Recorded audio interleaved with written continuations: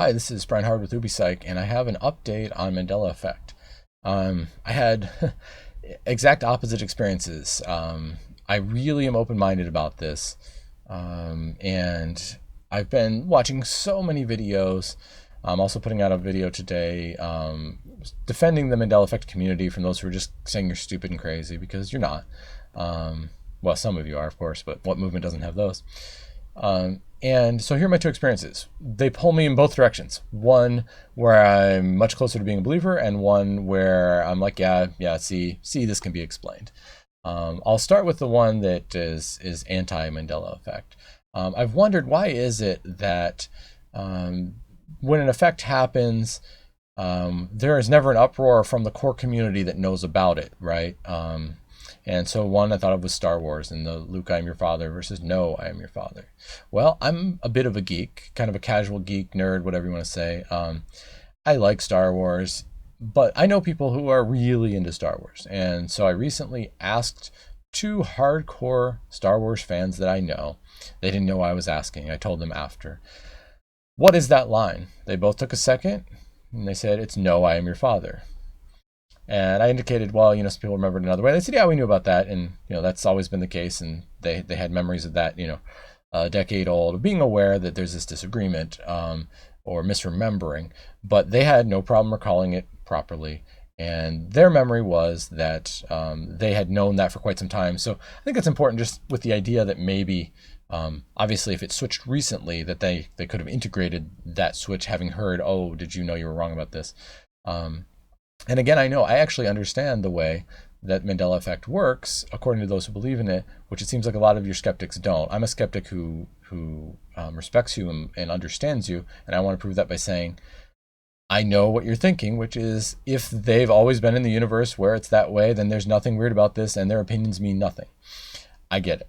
And so I'm not saying it disproves that, but it does go along with this idea of, well, why are if it is memory error, that would make sense that those who are hardcore Star Wars people will know, and those who are casual fans or big fans but not obsessed with it, or total geeks would get it wrong. So I thought, yeah, so here again, sort of my theory is being upheld, that the more you know about it, the less likely you are to make the mistake.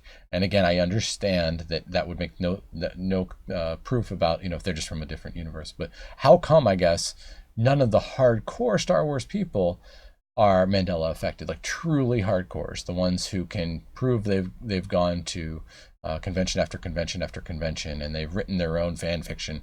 Everyone I know like that knows it right. So it would be fair to say, how come they're not affected? But hey, I want to argue your side too, because I'm open-minded. If this is intentional, or even if it's, say, an edit to a simulated universe, it would make kind of sense that those for whom it's most important don't get forgotten. They're connected in too many ways, and you wouldn't leave them out. And those who are more tangentially related to the topic somehow fail to get the update due to lack of computing power or time, or the reality patch properly finding everyone who needs an updated memory. So this makes sense to me. This is possible. But it kind of put me in that, like, see, those who know aren't affected. Those of us like me who are like, I watched the movie, but yeah, I had it wrong. Okay. Now the other one. I had said in previous videos, if I ever witnessed a switch, I would be a believer. I think I witnessed a switch, but I'm going to be tentative because it's not in something near and dear to me, and I could be confused. So maybe I'm taking back my claim a little bit. I'm waiting for a more substantial switch to really convince me. But this was about Apollo 13. In the movie, it's debatable, right? Does he say, Houston, we have a problem, or Houston, we've had a problem? I remembered Houston, we have, and I watched videos where it was we've had, and a lot of them. And I asked friends and family, what is your memory of this? Especially since I don't even know if I'd seen the movie. I just had heard the line. But in other words, it's not a years old memory of mine. It was recent research. Only days, maybe a couple of weeks passed from when I had watched 5 to 10 videos on this and said, yeah, he really does say we've had. And I even looked at all those things like, well, what did the original transcript from the the missions say, and is that why we're confused, and blah, blah, blah.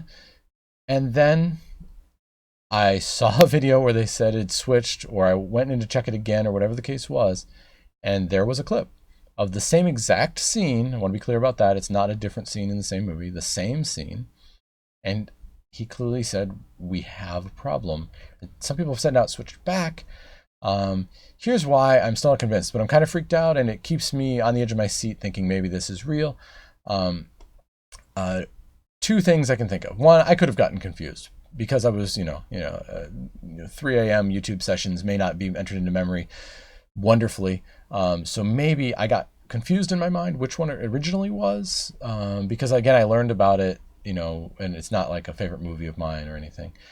So I could have just become jumbled up in my mind. There's no reason I couldn't have, but it does not feel that way at all. It feels like I witnessed a switch.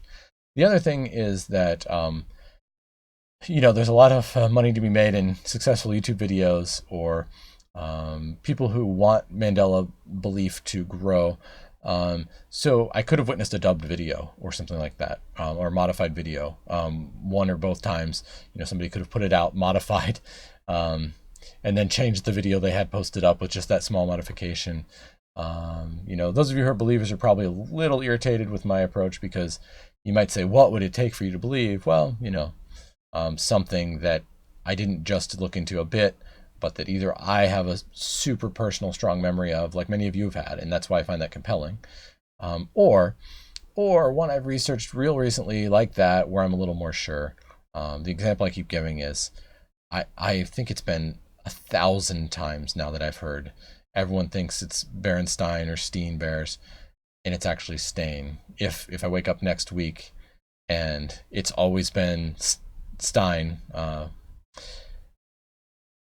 believe. Yeah, I just said that's it. So I'm in this realm of searching for evidence. I don't believe, but I really despise those out there who just, it's stupid. You're all a bunch of idiots. Why? Yeah, you are going about this the right way. You're investigating it sensibly. So here I am, and I'd like to think that I'd be a convincing case if I can be converted, because I'm hyper skeptical, super scientific, reasonably smart, like the rest of you.